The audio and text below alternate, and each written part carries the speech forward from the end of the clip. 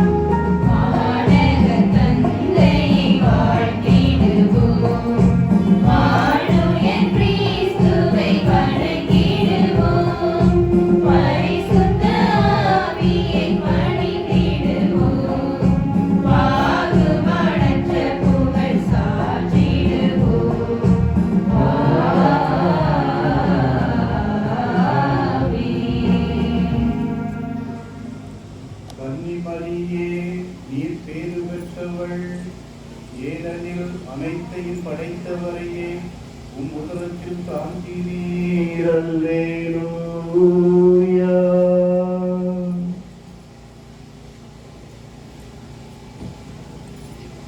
அன்பு இறைவன் நம்மை தன் வேறு பெற்ற பிள்ளைகளால் தன் நன்மைகளால் நிறைத்து அவர் நிழலில் அவர் உறைவிடத்தில் நிறைவடைய செய்திருக்கின்றார். பெற்றோர்களுக்கு நன்றி செலுத்துவோம். முப்பொழுதும் நம் வாழ்நாள் முழுவதும் இறைவனது கருணை நம்மை தொடர்ந்திட நாம் அவரை வளர்த்திட வரம் கேட்டு இறைவோம் இப்பாடலில்.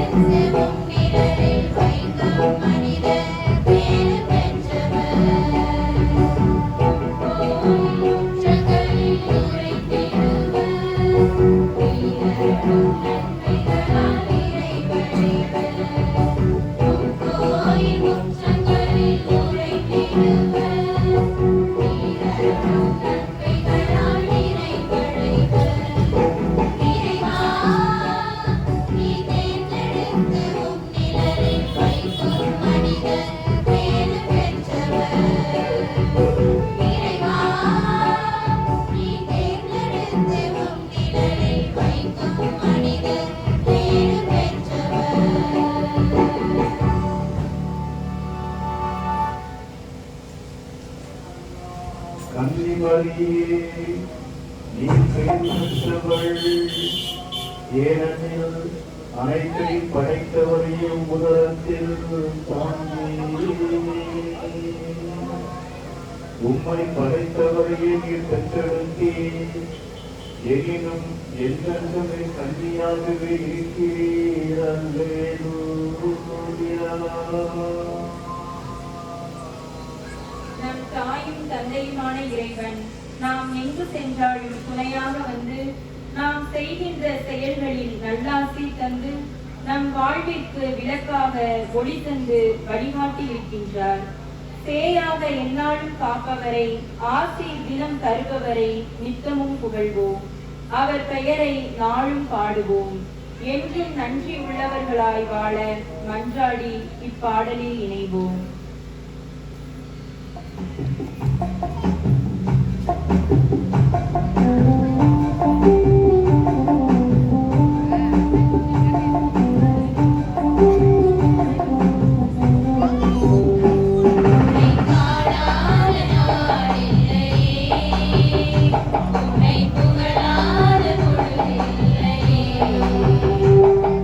பாடாத நாடில்லையே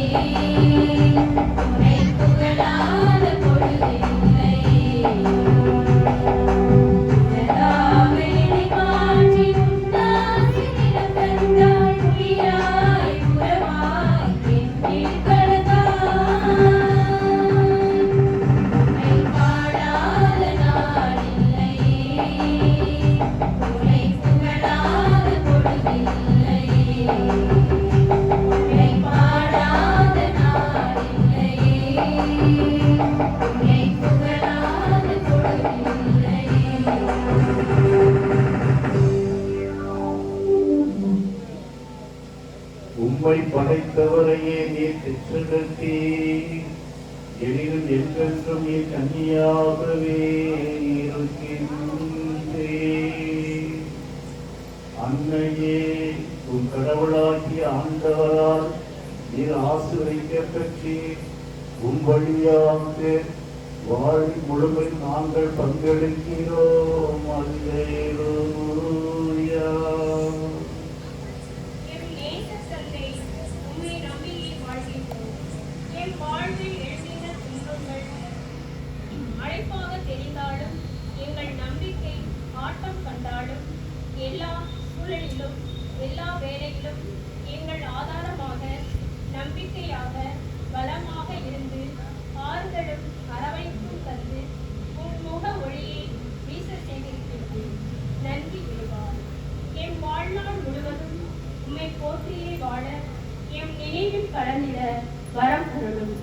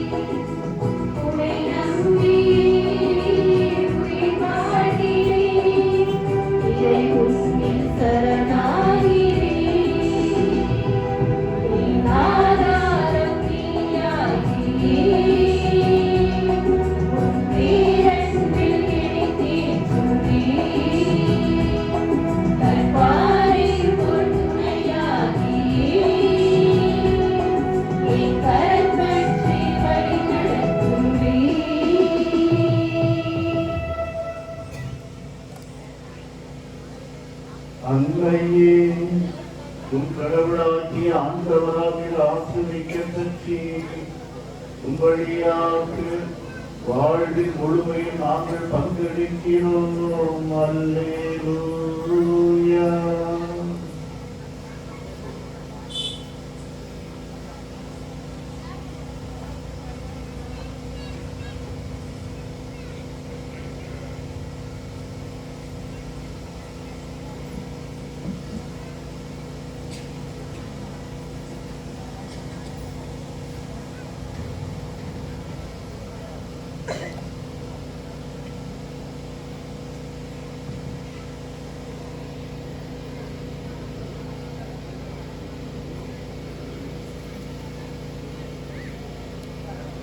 ஆண்டவர் உங்களோடு இருப்பாராக. லூக்கா எழுதிய நற்செய்தியிலிருந்து வாசகம்.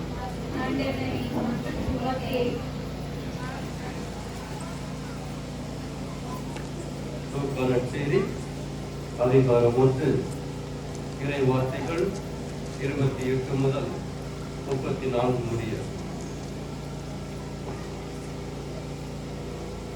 வானதூதர் மரியாவுக்கு தோன்றி, அருள்மிகு பெற்றவரே வாழ்க, ஆண்டவர் உம்மோடு இருக்கிறார் என்றார். இவ்வார்த்தைகளை கேட்டு அவர் கலங்கி, இந்த வாழ்த்து எத்தகையதோ என்று எண்ணிக்கொண்டிருந்தார். வானதூதர் அவரை பார்த்து, மரியா, அஞ்ச வேண்டாம், கடவுளின் அருளை கண்டடைந்துள்ளீர். இதோ கருவுற்று ஒரு மகனை பெறுவேன், அவருக்கு இயேசு என்னும் பெயரிடுவேன். அவர் பெரியவராயிருப்பார், உன்னத கடவுளின் மகன் எனப்படுவார். அவருடைய தந்தை தாவீதின் அரியணையை ஆண்டவர் ஆகிய கடவுள் அவருக்கு அளிப்பார். அவர் யாக்கோபின் குடும்பத்தின் மீது என்றென்றும் ஆட்சி செலுத்துவார். அவருடைய ஆட்சிக்கு முடிவே இராது என்றார். அதற்கு மரியா வானதூதரிடம், இது எப்படி நிகழும், நான் கன்னியாயிற்றே என்றார். இது ஆண்டவரின் அருள்வாக்கு.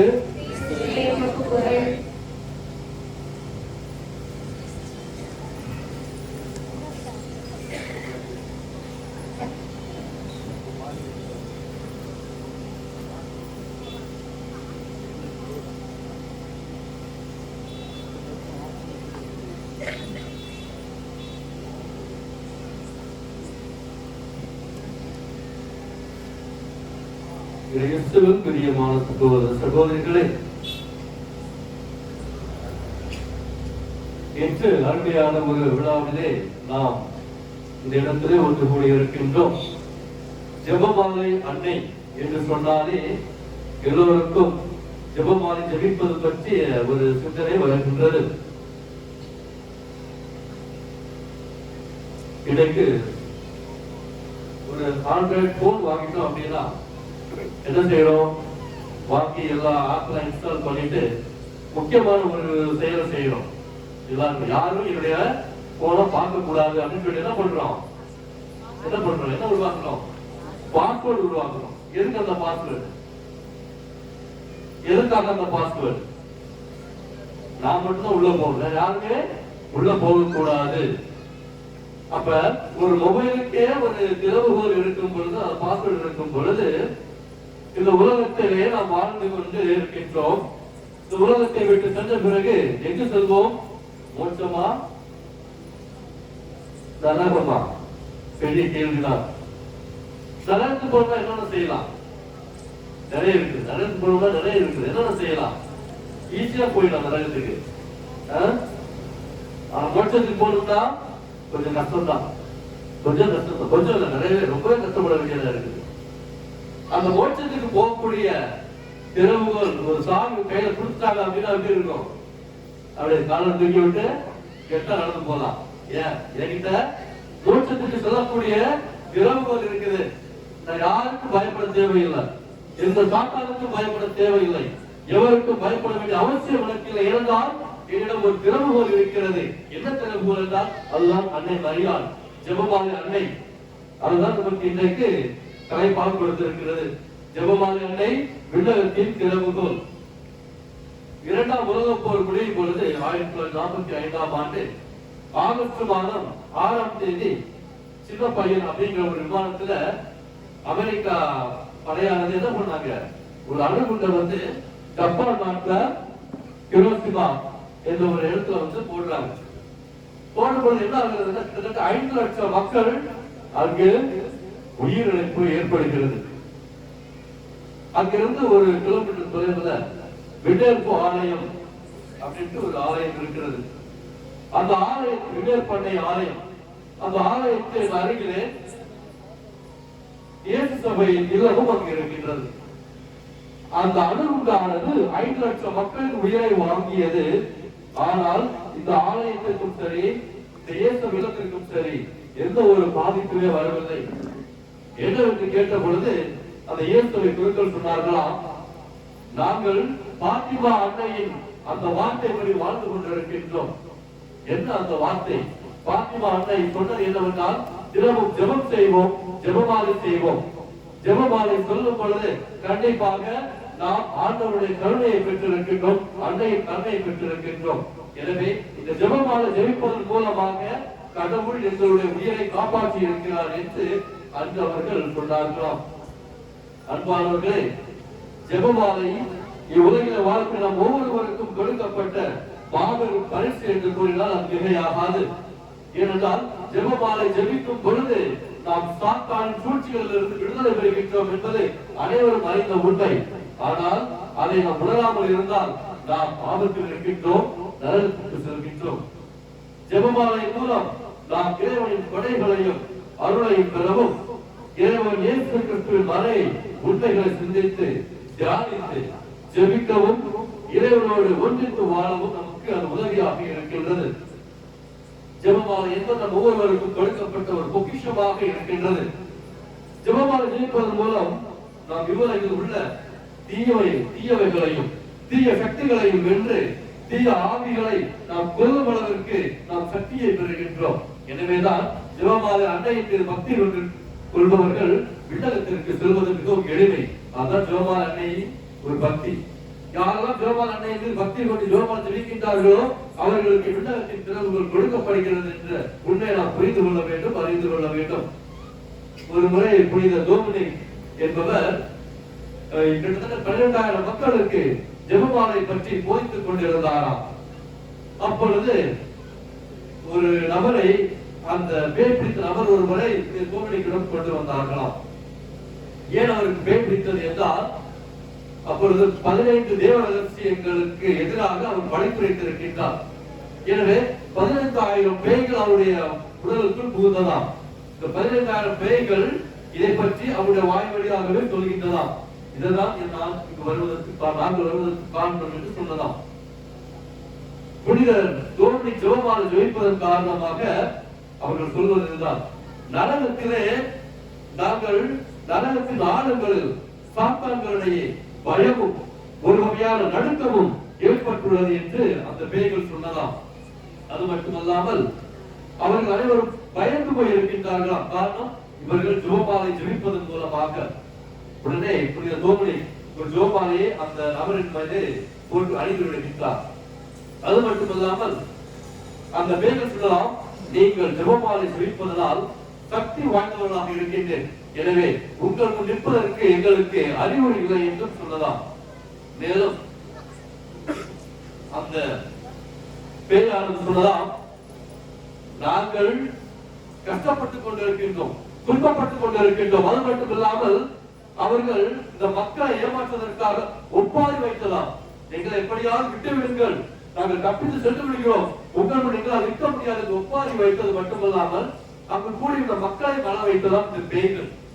ஆனால் உடைய டோமினிக் என்ன சொன்னாரா, நீ யார், உடைய பெயர் என்ன என்று அந்த பேய்களை பார்த்து கேட்கும் பொழுது அந்த பேய்கள் சொல்லிச்சாம், உங்களோடு நான் சொல்ல முடியாது, வேண்டுமென்றால் காலோடு கால நான் சொல்கிறேன். உடனே டோமினிக் சொன்னாரா, நீ யார் என்று அனைவர் முன்னால் சொல்ல வேண்டும் என்று சொன்னவுடன் அந்த பேய் ஒத்து வரலையா, உடனே புனித டோமினிக் மண்டியிட்டு அன்னை மரியாதை நோக்கி, மகிமை நிறைந்த கன்னிமரியே, நான் உண்மை கெஞ்சி மன்றாடுகிறேன், மனித குலத்தின் இந்த எதிரிகளை என் கேள்விக்கு பதிலளிக்க பரிசுத்த ஜெபமாலையின் வல்லமையில் கட்டளையிடும் என்று மன்றாடி உடனடியாக அந்த பேய்கள் ஒவ்வொன்றாக வாய் வழியாகவும் காது வழியாகவும் மூக்கு வழியாகவும் வெளியேறியதாம். தோமலையின் வாழ்க்கையில் நடந்த ஒரு கதையாக சொல்கிறார்கள். இது வெளியான பிறகு விண்ணகத்தின் ஆண்டவர் உன் குரலுக்கு செவிசாட்டுக்கு நான் சொல்லி அந்த பேய்கள் அனைத்து வெளியே சென்று விட்டதாம். உடனே அந்த பேய் பிடித்த நபரும் மற்ற மக்களுக்கு ஜெபமாலை ஜெபித்தலாம். அன்புக்குரியவர்களே, ஒரு ஜெபமாலை ஜெபிப்பதன் மூலமாக நரகத்தில் இருக்கக்கூடிய சாத்தான்களும் இந்த பேய்களுமே அஞ்சு நடுங்குகின்ற பொழுது கண்டிப்பாக நாம் ஜெபமாலை ஜெபிக்கும் பொழுது நம்ம எந்த விதமான தீய சக்திகளும் அண்டாது என்பதை நாம் புரிந்து கொள்ள வேண்டும், புரிந்து கொள்ள வேண்டும். அதுவே நாம் நன்மை செய்வதற்கு ஒரு வித்தாக அமைகின்றது. அந்த நன்மை செய்யும் வித்தாக நம்மிடம் இருக்கும் பொழுது கண்டிப்பாக நாம் விண்ணகத்திற்கு செல்வது ஏறி செல்வது மிகவும் சுலபமாக மாறுகின்றது. எனவே மோட்சத்துக்கு செல்வது என்பது அவ்வளவு கடினமான ஒரு விஷயம் அல்ல என்பதை நாம் அனைவரும் புரிந்து கொள்ள வேண்டும். மேலும் ஜெபமாலை ஜெபிப்பதால் நமக்கு பல வகையான நன்மைகள் வந்து சேர்கின்றன. ஒவ்வொரு ஆன்மாவுக்கும் மிக முக்கியமானது ஜெபமாலை என்று கூறினால் அது மிகையாகாது. நம்மை சுற்றி வாழ்கின்ற ஒவ்வொரு தீய ஆவிகளும் பிணிகள் அனைத்தும் நம்மை விட்டு அகன்று நம்முடைய மனதிற்கு நம் குடும்பத்திற்கு பாதுகாக்கும் நெருப்பான வளையமாக அது மாறுகின்றது. எனவே ஜெபமாலை என்பது நம்மை சுற்றி நம்மை காக்கக்கூடிய ஒரு சக்தியாக மாபெரும் வல்லமையாக மாறுவது என்பதை நாம் உணர்ந்து கொள்ள வேண்டும். ஜெபமாலை ஜெபிக்கும் ஒவ்வொருவருக்கும் அன்றைய வரிகாலுடைய அருளையும் ஆசிரியரையும் அள்ளி தருகின்றன என்பதை நாம் மறந்துவிடக் கூடாது. தீய பழக்கத்திலிருந்து நமக்கு விடுதலை கிடைக்கின்றது. அழுது துன்பப்படுபவர்களும் துன்பத்தில் இருப்பவர்களும் இன்பம் அடைகின்றார்கள். மேலும் மரண வேதனையில் உணர்பவர்களுக்கு அமைதி கிடைக்கின்றது. எனவேதான் மரண படுக்கையில் இருப்பவர்களை நாம் சென்று அவர்களோடு இணைந்து ஜெபமாலை ஜெபிக்கின்ற காரணம் அவர்கள் விண்ணகத்திற்கு செல்ல வேண்டும் என்பதற்காக. எனவே ஜெபமாலை அன்னை நமக்கு திறவுகோலாக இருக்கின்றார். பல மனிதர்களுடைய வாழ்க்கையிலே அவர்கள் புனிதர்களாக மாறுவதற்கு மிக முக்கியமான ஒரு கருவி என்னவென்றால் அந்த ஜெபமாலை தான். ஜெபமாலை ஜெயிப்பதன் மூலமாக அவர்கள் புனிதர்களாக மாறி இருக்கின்றார். புனித அல்போன்ஸ் கிரகோரி முதிர்ந்த வயதிலே அவரால் நடக்கக்கூட முடியாத நேரத்திலே அவரை 4 சக்கர அந்த நாற்காலியில வைத்து அவரோடு இருக்கக்கூடிய ஒருவர் பணியாளர் தண்ணி கொண்டு சென்று கொண்டிருந்தாராம். அப்பொழுது அல்போன்ஸ் கிரகோரி அவரை பார்த்து கேட்டாராம், இன்று நீங்கள் ஜெபமாலை ஜெபித்தீர்களா? அதுக்கு அவர் சொன்னாராம், நான் இன்னும் ஜெபிக்கவில்லை.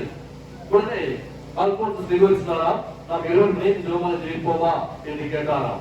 உடனே அந்த நபர் சொன்னாராம், நீங்கள் மிகவும் களைப்பாக இருக்கிறீர்கள், உங்களால் எப்படி ஜெபமாலை ஜெபிக்க முடியும்?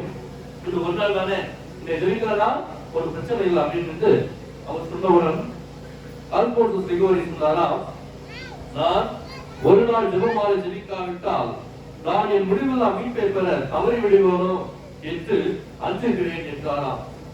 நம்முடைய வாழ்க்கையிலும் நாம் ஒரு நாள் ஜெபமாலை ஜெபிக்க தவறி விட்டோம் என்றால் விடத்துக்கு செல்லக்கூடிய அந்த ஒரு இடத்திலே கொஞ்சம் குறைகிறது.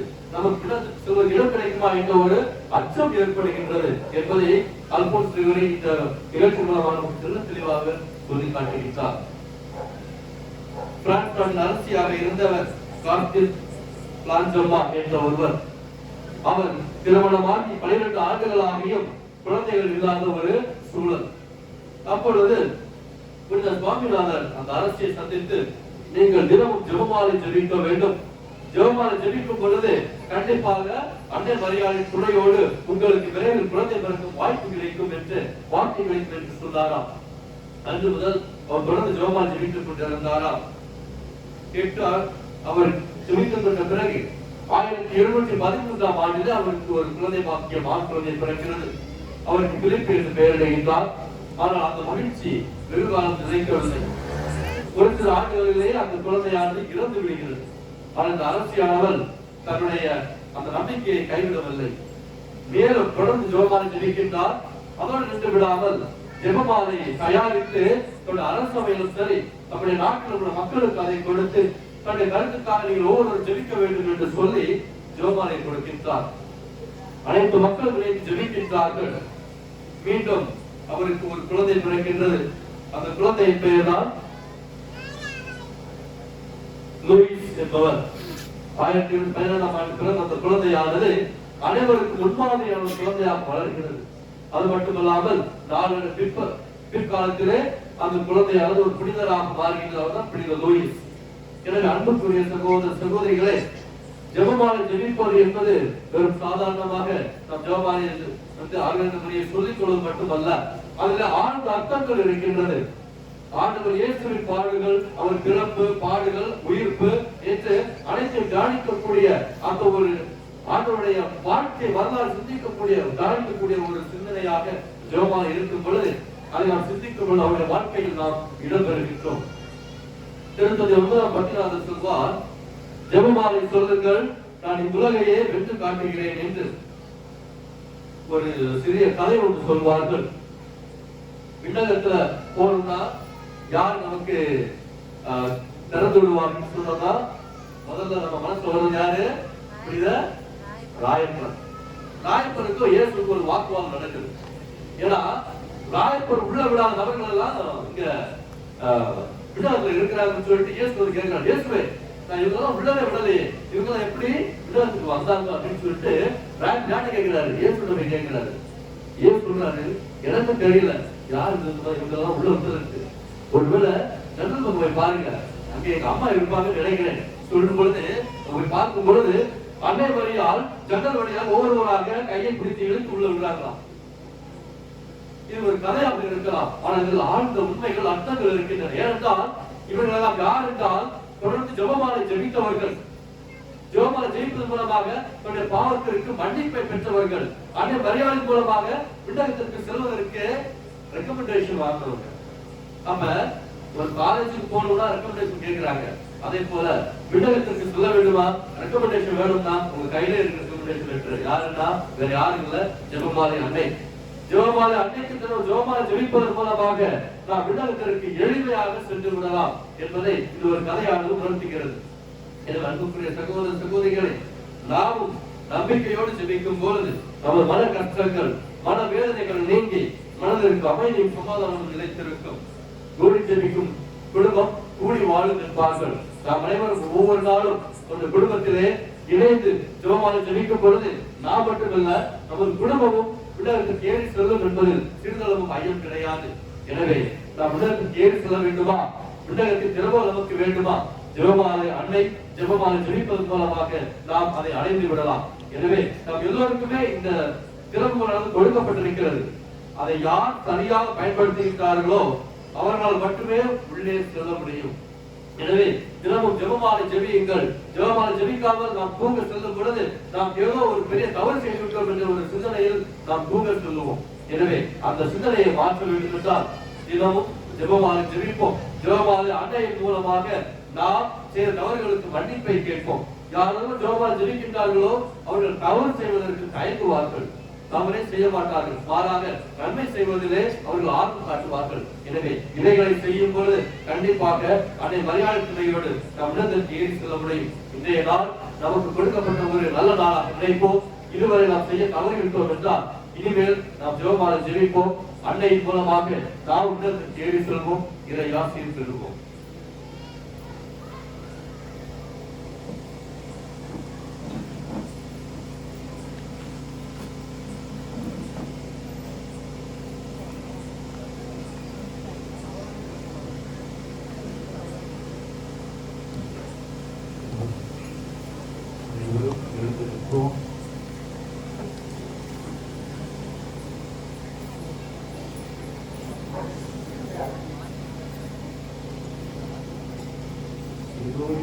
முதல் எல்லா தலைமுறையினரும் என்னை கேட்க போற்றுமே.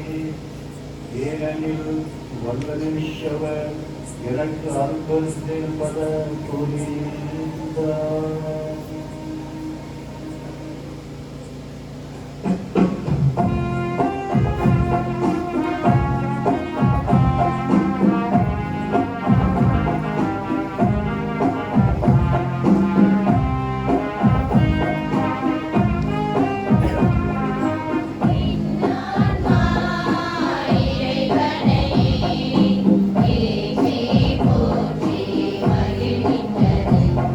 Amen.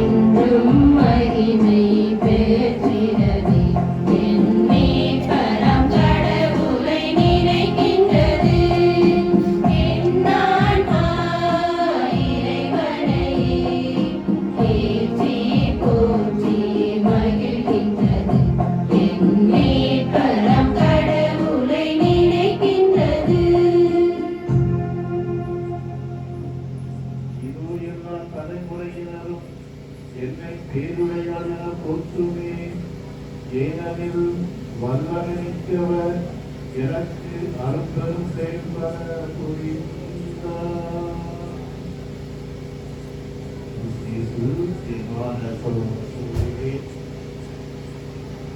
மரியாவுக்கு புனித அலமான அன்னைக்கு விழா கொண்டாடி கொண்டிருக்கின்றோம்.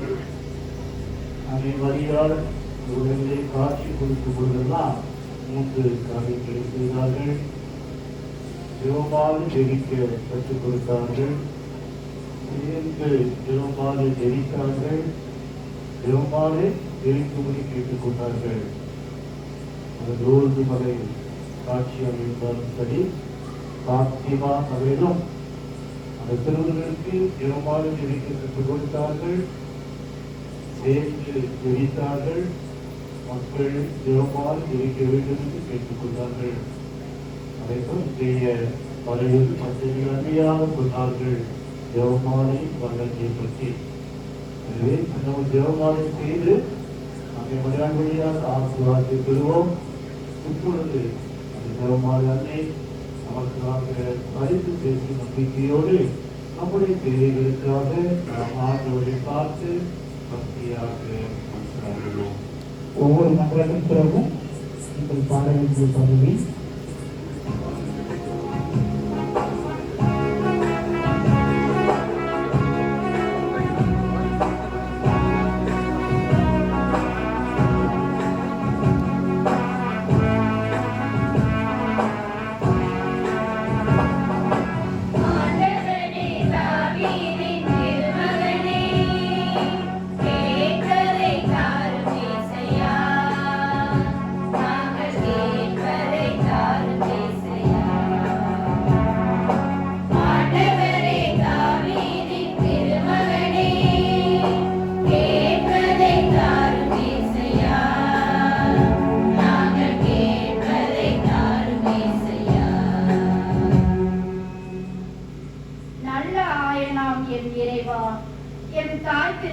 வழிநடத்தும் திருத்தந்தை, ஆயர்கள், குருக்கள், துறவரத்தார் அனைவரையும் நீர்தாமை நிறைவாக ஆசீர்வதித்து உமது உடனிருப்பை உணர்ந்து மன வலிமையோடு மக்களின் மந்தையை வழிநடத்தி செல்ல வரமல்ல இறைவாமை மன்றாடுகிறோம்.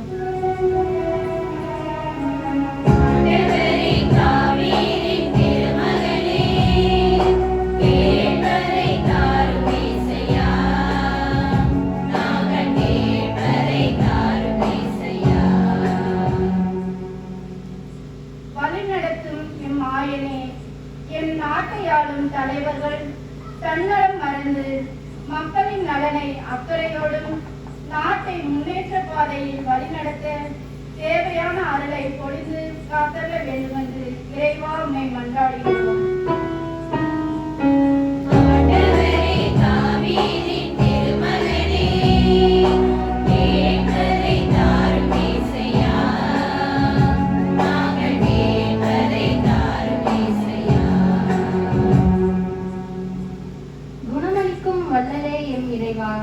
உடல் உள்ள நோயினால் வருந்துகின்ற ஒவ்வொருவரையும் நீர்த்தாமே தொட்டு குணப்படுத்தவும் உம்மிலே அவர்கள் என்றும் மகிழ்ச்சியோடு வாழவும் வரமருள வேண்டுமென்று இறைவா உம்மை மன்றாடுகின்றோம்.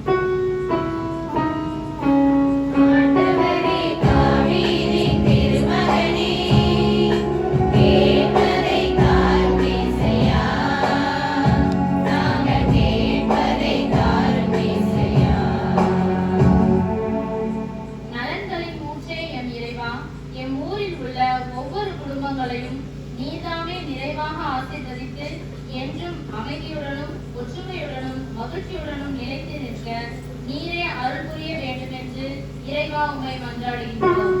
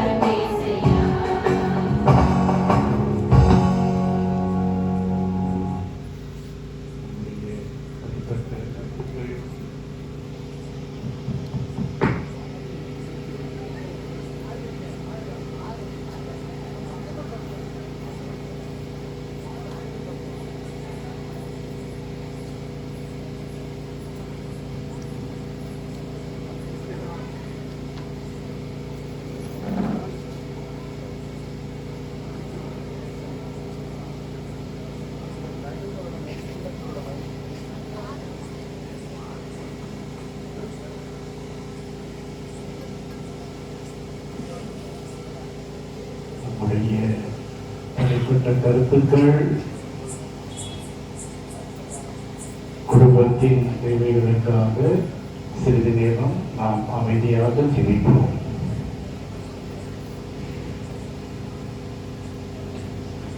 ஆண்டவர் இயேசு கற்றுக் கொடுத்த ஜெபத்தை பாடல்களோடு சேர்ந்து நாம் இப்பொழுது பாடி ஜெபிப்போம்.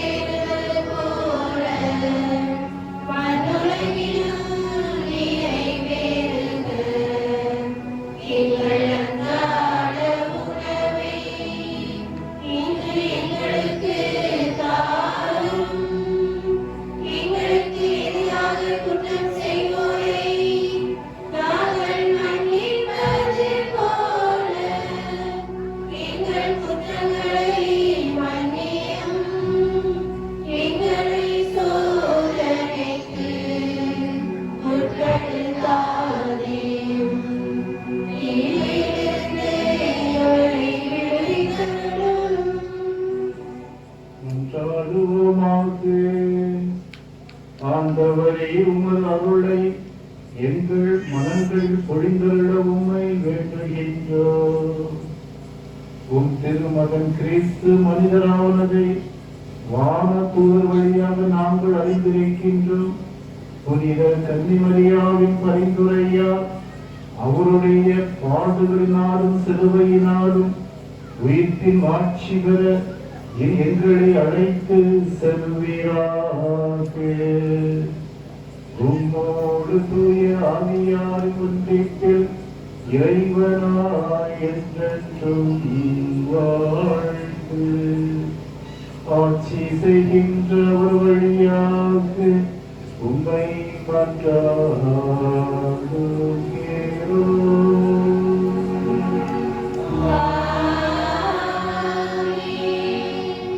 ஆண்டவர் நம்மை ஆசீர்வதித்து எல்லா தீமையினின்றும் பாதுகாத்து முடிவில்லா வாழ்வுக்கு நம்மை அழைத்து செல்வாராக.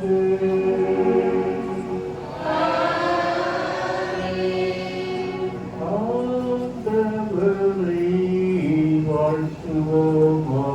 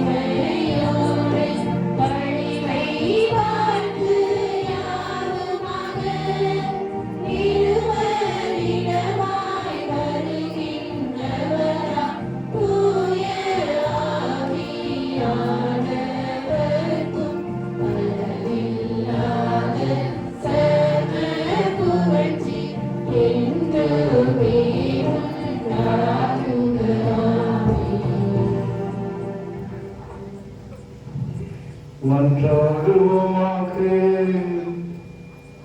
இறைவா, இந்த வியப்புக்குரிய திருவருட்சாதனத்திலே உம்முடைய திருப்பாடுகள் நிறைவை எங்களுக்கு விட்டு சென்றே உமது திருவுடல் திருத்தம் இவற்றின் மறைபொருளை வணங்கும் நாங்கள் உமது மீட்பின் பலனை இடைவிடாத அனுபவிக்க அருள்தான் என்றென்று வாழ்ந்து ஆட்சி செய்கின்ற உம்மை மன்றாடுகிறோம்.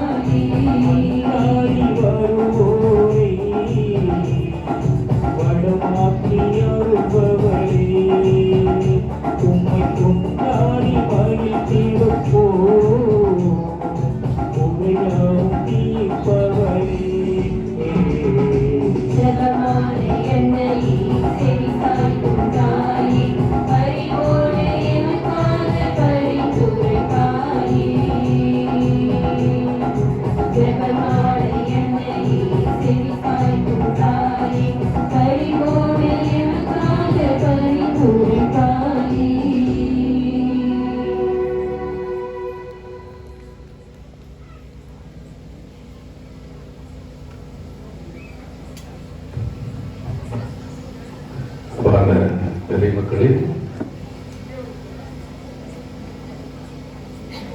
காலையும் மாலையும் இணைந்து 9ஆம் நாள் ஆயிடுச்சு. அதனால 9 நாட்கள் நவநாளை முடித்துவிட்டு திருவிழாவிற்காக நாம் காத்திருக்கக்கூடிய ஒரு நாள். மாணவர்கள், இந்த நாளில் நமக்காக இந்த திருவிழா மாலை ஆராதனையை நடத்தி தந்து ஜெபித்த நம்முடைய தந்தை, நம்முடைய மறை மாவட்டத்தினுடைய முதன்மை குரு அருள் தந்தை பன்னீர்செல்வம் அவர்கள் என்று ஒரு அடக்கத்திற்கு போய்விட்டு அதன் பிறகு அவசர அவசரமாக தூத்துக்குடி வந்து நாம் சொன்ன நேரத்தில் சரியாக வந்து இந்த நாளில் இந்த நிகழ்ச்சியில் கலந்து கொண்டிருக்கிறார்கள். தந்தை அவர்களை பற்றி நாம் சொல்லுகின்ற பொழுது, தந்தை ஒரு படை தளபதியாக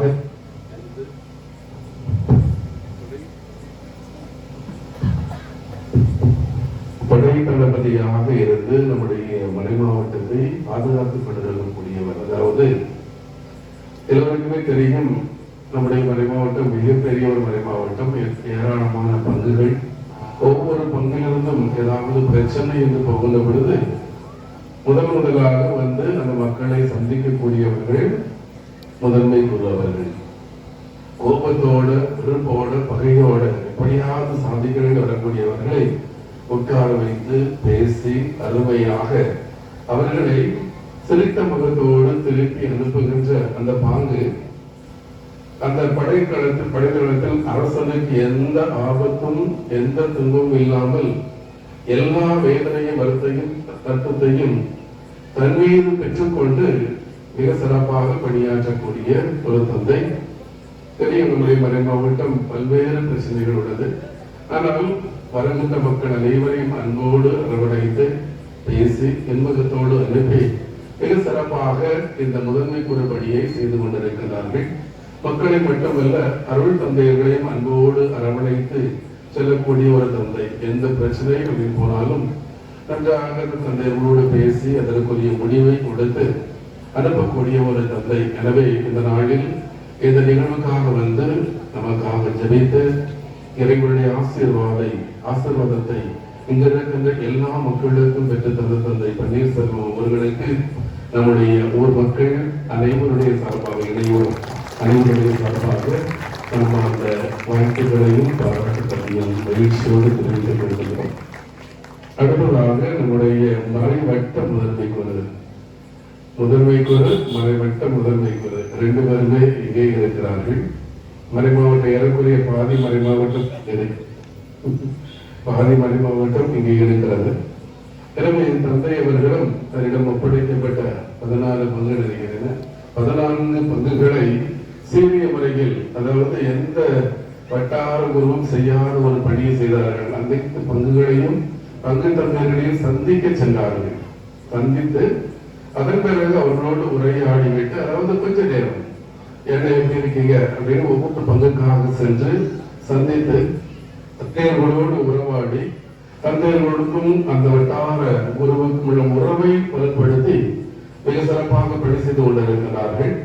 எனவே அந்த தந்தை மார்ட்டின் அடிகளார் அவர்களுக்கும் நம்முடைய பங்கு மக்கள், அதாவது இடையூர் மக்கள் அனைவருடைய சார்பாக மனமார்ந்த வாழ்த்துக்களையும் தெரிவித்துக் கொள்கின்றோம். அடுத்ததாக நம்முடைய மறைமுறை தந்தை அஸ்வின் வந்து கப்புச்சின் சபையை சலேசி சபையை சார்ந்தவர். சலேசி சபை வேம்பு சமூக சேவை நிலையத்தினுடைய இயக்குநராக பணியாற்றி கொண்டிருக்கிறார். இந்த ஆண்டுதான் வந்திருக்கிறார். மிக அருமையாக பணி செய்து கொண்டிருக்கக்கூடிய தந்தை. கடந்த ஒரு வாரம் முழுவதுமாக கோவாவில் ஒரு மீட்டிங்காக போய்விட்டு நேற்றைய தினம் தான் வந்தார். வந்த உடனடியாக நம்முடைய இந்த நிகழ்வில் கலந்து கொண்டிருக்கின்றார். தந்தை அவர்கள் சொன்ன மறைவரை நீங்கள் கேட்டீர்கள். ஜபமாலை எவ்வளவு முக்கியத்துவம் என்பதையும், அந்த ஜபமாலை ஜபிக்கின்ற பொழுது எவ்வளவு நன்மைகள் நமக்கு நடைபெறுகிறது என்பதையும், அதே போல அன்னை மரியாள் அவள் நமக்கு கொடுத்த அந்த கருவி ஜபமாலை மிகப்பெரிய ஒரு ரெக்கமெண்டேஷன் கொடுக்கக்கூடிய ஒரு கருவி என்றும் மிக அருமையான ஒரு மறைவுரையை நமக்கு நிகழ்த்தி தந்திருக்கிறார்கள். எனவே தந்தை அஸ்வின் அவர்களுக்கு பங்கு மக்கள், இளையோர் மக்கள் அனைவருடைய சார்பாக மனமார்ந்த வாழ்த்துக்கள், பாராட்டுகள். மறுவர்களே, இந்த திருவிழா சிறப்பான முறையில் நடைபெறுவதற்கு உழைத்த நமதூர் மக்கள், அதாவது நமக்கு மொத்தமே 13 குடும்பங்கள் தான் நம்முடைய பங்குல. சரிதானா? 13 குடும்பங்கள்ல ரொம்ப ஆக்டிவா இருக்கக்கூடிய குடும்பங்கள் 10 தான். 10 குடும்பங்கள் தான். மீதி 3 குடும்பங்கள் ஆலயத்திற்கு வரல இல்லை. சரியா? ஆக இந்த 10 குடும்பத்தாரும் ஒன்றாக இணைந்து இந்த திருவிழாவை சிறப்பாக நடத்தி தந்திருக்கிறார்கள். எல்லோருமே அவர்களுக்கு உரிய முறையில் இந்த திருவிழாவை நடத்துவதற்கு உதவி செய்து சிறப்பான முறையில் இந்த நாளை நடத்தி இருக்கிறார்கள். எனவே நமது மக்கள் இந்த திருவிழாவிற்கு உழைத்த அனைத்து நல்ல உள்ளங்களுக்கும் மனமார்ந்த வாழ்த்துக்கள், பாராட்டுகள்.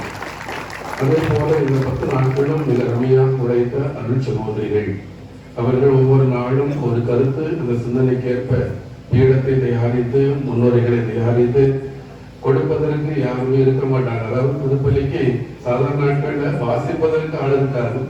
இருந்தாலும் அதை எல்லாம் பொருட்படுத்தாமல் முயற்சி செய்து ஏதாவது ஒரு நாட்களில் வரக்கூடியவங்களை பார்த்து கொடுத்து அந்த அளவுக்கு மிக அருமையாக சிறப்பாக இந்த 9 நாட்களில் இந்த திருவிழாவை நடத்தி தந்திருக்கிறார்கள். எனவே அருள் சகோதரிகள் அனைவருக்கும் மனமார்ந்த வாழ்த்துக்கள், பாராட்டுகள்.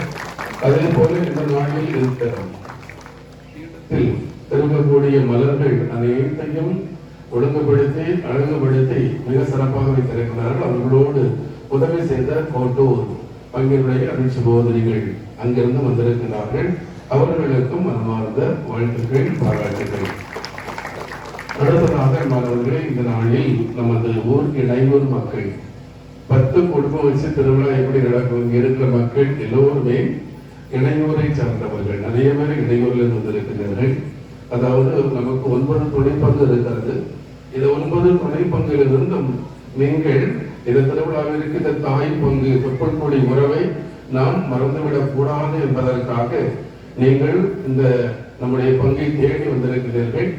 எனவே உங்களுடைய ஒத்துழைப்பு இருக்கிற பொழுதுதான் உண்மையிலேயே இந்த விழா சிறப்பாக அமைய முடியும். அப்படி நாங்கள் உட்கார்ந்துருக்கும் போது உதவி பங்கு சொன்னாரு, இப்பதான் பங்கு மாதிரி இருக்கு அப்படின்னாரு. இப்பதான் பங்கு மாதிரி இருக்கு அப்படின்னு சொன்னாரு. அதாவது மற்ற நாட்கள் எல்லாம் அப்படியே ஆடும், 4 பேர் 5 பேர் 6 பேர் அப்படியே இருக்கு. இன்றைக்கு பங்கு போல இருக்கு. அதாவது எல்லாருக்கும் காரணம் நீங்கள் இளையோர் மக்கள் நிறைய பேர் இந்த நாளை சிறப்பித்திருக்கின்றனர். எனவே இளையோர் மக்கள் பல்வேறு எல்லா, அதாவது புதூர், கரிந்தூர், சங்கலிங்கபுரம், துரைசாமிபுரம், அப்புறமா குருவார்பட்டி, மாதலாபுரம், அப்புறமா புதுப்பட்டி, பவால்பட்டி, இந்த எல்லா ஊர்களிலிருந்தும் வந்திருக்கிறார்கள். எனவே எல்லாரும் சொல்லிட்டே நினைக்கிறேன். ஏதாவது ஒரு வீடு இருக்கா? நடுக்காட்டுவோம். எல்லா மக்களுக்கும் என்னுடைய மனமார்ந்த நன்றிகள், பாராட்டுகள். வேற யாருக்கும் சொல்லணுமா? சரி, பாடல்கள் இந்த 3 நாட்கள் சகோதரர் ஜேசுதாஸ் இந்த நம்முடைய பிள்ளைகளை பயிற்றுவித்து அருமையான முறையில் பாடினார்கள்.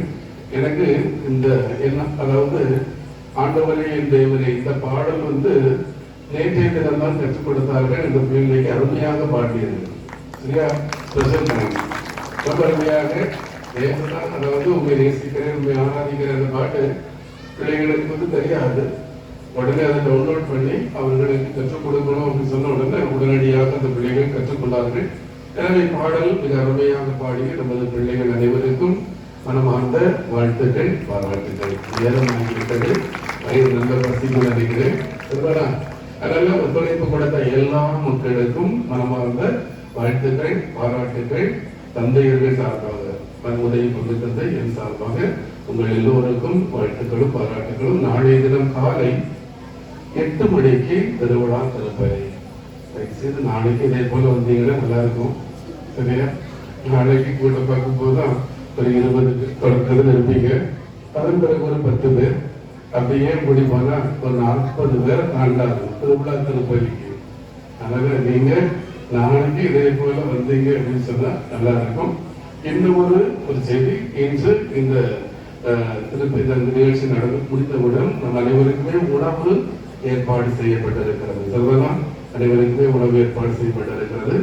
எனவே அனைத்து மக்களும் அந்த உணவு விருந்தில் பங்கு பெற்று உங்களுடைய இல்லம் செல்லுமாறு அன்போடு கேட்டுக்கொள்கிறேன். கொஞ்சம் அக்கறையோட தூரத்திலிருந்து வந்திருக்கக்கூடிய மக்களுக்கு கொஞ்சம் முன்னுரிமை கொடுப்போம். யார் தூரத்தில் இருந்துங்க? துறைசாமி தூரம் ரொம்ப தூரம், 10 கிலோமீட்டர் தூரம். சரிதானா? அங்கிருந்து 10 கிலோமீட்டர். புதூர் அதுக்கு அடுத்ததாக 7 கிலோமீட்டர் தூரம். அதற்குள்ள மற்ற Guruvarpatti 4 kilometre, Pudupatti 4 kilometre, ஒவ்வொருத்தி 4 kilometre. அதனால சங்கலிக்கப்புறம் 2 கிலோமீட்டர் தான். என்ன சொல்லி புரியுதா? அதனால தூரத்தில் இருக்கின்ற மக்கள் முதல்ல சாப்பிட்டு விட்டு நேரத்தோடு அவர்களிடம் செல்வதற்கு உதவி செய்யுமாறும் அன்போடு கேட்டுக்கொள்கிறேன். ஒரே ஒரு கடைசி செய்தி என்பவர்கள், கடந்த ஆண்டு இதே இடத்தில் நம்முடைய இந்த மாலை ஆராதனை நடத்துவதற்கு இந்த ஆயத்த உடைகள், அதன் பிறகு இந்த கதிர் பாத்திரம் இதுவுமே நாம வாடகைக்கு வெளியில இருந்தா எடுத்துட்டு இருந்தோம் அப்படின்னு சொல்லி சொன்னேன். எந்த ஆண்டு இதை சத்யா ஸ்டடி இந்த குடும்பத்தார் நமக்கு இந்த ஆண்டு இதை காணிக்கையாக தந்திருக்கிறார்கள். சொன்னாலும் ஏறக்குறைய 23,000 ரூபாய். எனவே அந்த குடும்பத்திற்கு மனமார்ந்த வாழ்த்துக்கள், பாராட்டுகள். மற்றவர்களும் ஆலயத்திற்கு தேவையான பொருட்கள் என்னென்ன வேண்டும் என்று சொன்னேன். எல்லாவற்றையும் வாங்கி கொடுத்திருக்கிறீர்கள். நாளைய தினம் காணிக்கையாக நீங்கள் கொடுக்க இருக்கிறீர்கள். எனவே உதவி செய்த அனைத்து நல்ல உள்ளங்களுக்கும் மனமார்ந்த நன்றிகள், பாராட்டுகள். நாம் உணவுக்காக இப்போது செல்கிறோம். நன்றி.